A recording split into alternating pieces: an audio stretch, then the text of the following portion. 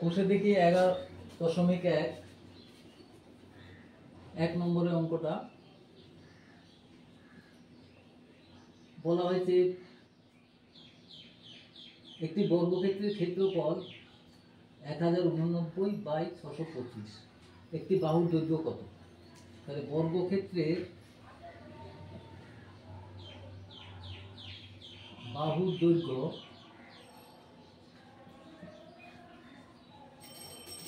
দৈর্ঘ্য হবে যেটা ক্ষেত্রফলকে বর্গমূল করে দেবে। ক্ষেত্রফল তার বর্গমূল 1089/625। তো এইখানে 1089 এর বর্গমূল যদি আমি করতে যাই তাহলে হবে 3 × 9 189 6 3 × 9 318। তাহলে এর বর্গমূল হবে 33। সাইডে বর্গমূলটা করে নিলাম।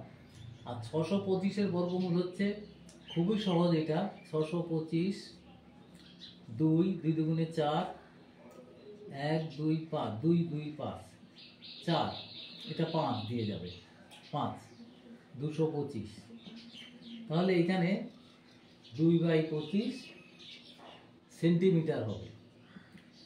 এই হয়ে গেল 1 নম্বরের অঙ্কটি। তারপর 2 নম্বরের অঙ্ক। 2 নম্বরের 1 বর্গমূল করতে বলা হয়েছে 3 পূর্ণ 22-এর 49। 3 পূর্ণ 22-এর 49।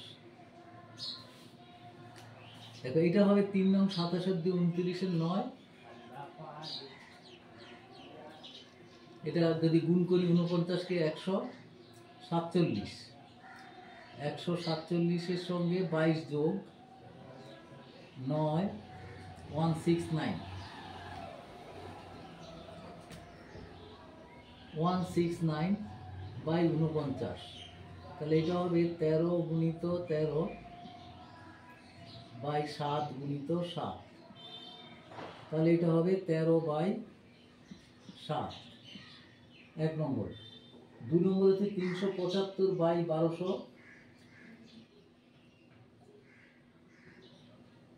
2 নম্বর 375/1215।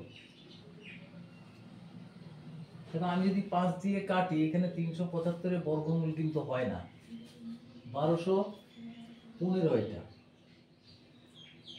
এটাকে যদি আমি 3 দিয়ে ভাগ করি তাহলে কত হবে? 3 × 12 = 36। না, 3 দিয়ে যাবে না, 5 দিয়ে।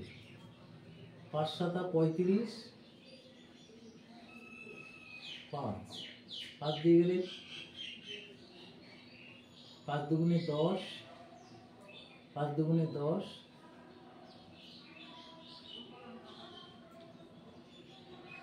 1215, 5 দুগুণে 10, 2 × 1 = 21, 4 × 5 = 20, 3 দুটো আবার 3 দিয়ে যাচ্ছে, 25/81। 25-এর বর্গমূল 5, 81-র বর্গমূল 9। এরপর হচ্ছে 3 নম্বর। 3 নম্বর হচ্ছে 6 পূর্ণ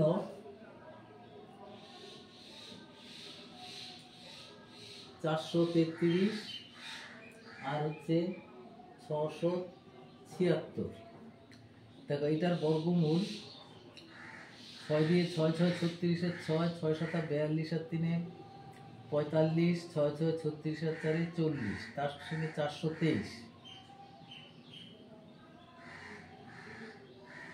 433 যোগ করো 9 5 3 8 4 4।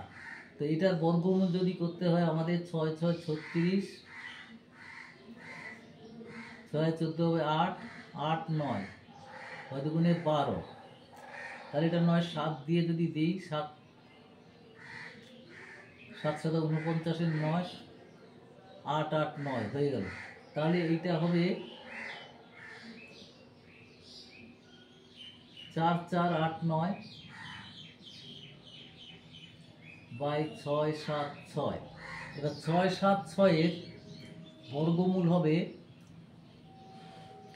2 2 দুগুণে 4 2 7 6 4, 6 দিয়ে যাবে 6 6 36 27 26। তাহলে এটার উত্তর হবে, দেখো এখানে 67 আর হবে 26, এইটাই অ্যান্সার। এরপরে আজকে 3 নম্বর। 3 নম্বরে কি 1 পূর্ণ 496 বাই 729। 729 আর 496 9 6 15 5 9 2 11 একে 12 2 7 4 11 একে 12 বাই 729। 729টা ভাঙলে মোটামুটি এখানে 27 ইন্টু 27 হয়, এটা এমনি বর্গমূল হয়ে যাবে। আর 1225টাকে বর্গমূল করে নিতে হবে, 1225 সাইডে বর্গমূল করতে হবে। 3 3টা 9, ভাগ ভাগ পদ্ধতিতে করছি, 3 2 5 6, 5 দিয়ে 5 35।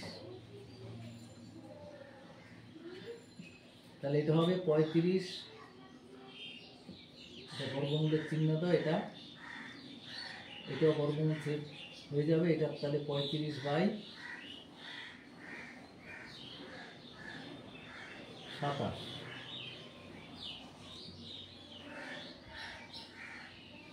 এরপরে আসছে 4 নম্বর।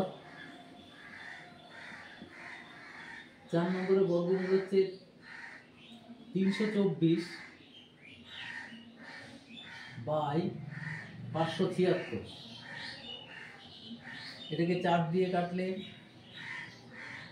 81, আর 4 দিয়ে কাটলে 4 একে 4 4 9 36,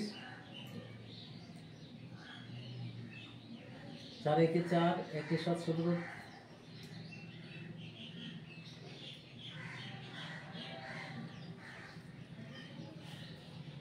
13 1 4 4। তো এর বর্গমূল হবে 81 বর্গমূল 9 আর 144 বর্গমূল 12। এটা এমনিতেই মুখস্থ থাকে। এরপরে আসে 2 এর অঙ্ক হয়ে গেল। এবার 3 এর 121 বাই 169 এর বর্গমূলকে কত দিয়ে গুণ করলে গুণফল 1 হবে? তো 121 বাই 169 এর বর্গমূল হবে 11 বাই 13। এতকে কত দিয়ে গুণ করলে চলে? এটা তার রেসিপ্রোকালকে দিয়ে গুণ করলে উত্তরটা হবে অন্যন্য দিয়ে গুণ করলে। অর্থাৎ অন্যন্য মানে হচ্ছে 13 বাই 11 দ্বারা গুণ করলে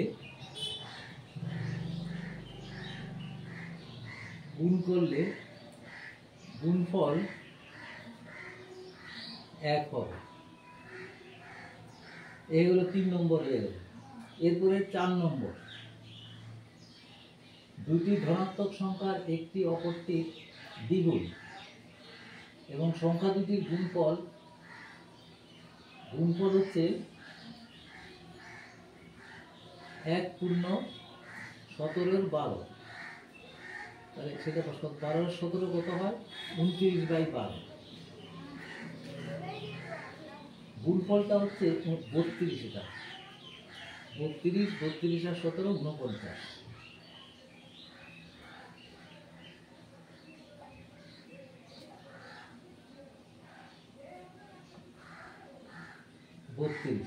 গুণফল এত হলে সংখ্যা দুটি কি কি হতে পারে? তো এটা যেহেতু গুণফল, তাহলে আমরা প্রথমে এটাকে করব কি, 2 দিয়ে ভাগ করে নেব। 49 বাই 32 ভাগ 2, এটা হবে 49 বাই 64। তো এই 64 বর্গমূল করব। এই 64 বর্গমূল কত? 49/65 বর্গমূল হবে 7/8। তাহলে একটি সংখ্যা, উত্তর হবে একটি সংখ্যা 7/8, অপরটি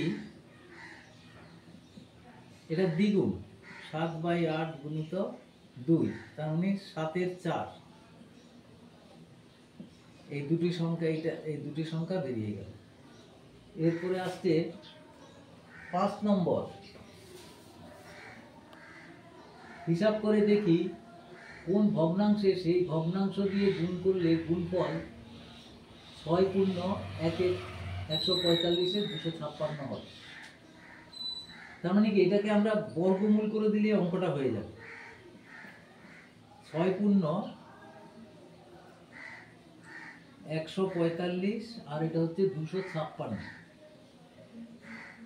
তো এটা হবে 256-কে 6 দিয়ে গুণ করলে 6×6 = 36-এর 6, 6×25 = 150 আর 153, তার সঙ্গে 145 যোগ 1 4 3 7, 7 × 8 15 × 16, 1681/256। তো এটা যদি আমরা বর্গমূল করি, এর বর্গমূল 1681/25-এর বর্গমূল 256 বর্গমূল। দেখো, এটা 1681 বর্গমূল করে দেখছি কত হয়। ভাগ পদ্ধতিতে করি, 4 × 4 = 16। এটা 81 নামলো, আর এইদিকে 4 × 2 = 8, 1 তাহলে 81 মিলে গেল। তাহলে বর্গমূলটা হবে তাহলে 41/256 বর্গমূল মোটামুটি সবারই জানা 16 হয়। 1 1 56 2, এটা 1 হবে একটা, 1 এবার হলো 6, 6 × 36 15 কেটে গেল। তাহলে এটা হবে 16। তাহলে আমাদের উত্তরটা লিখতে হবে তাহলে যে কোন ভগ্নাংশকে সেই ভগ্নাংশ দিয়ে গুণ করলে গুণফল উত্তর হবে। তাহলে আমরা লিখব 41/16-কে 41/16 দ্বারা গুণ করলে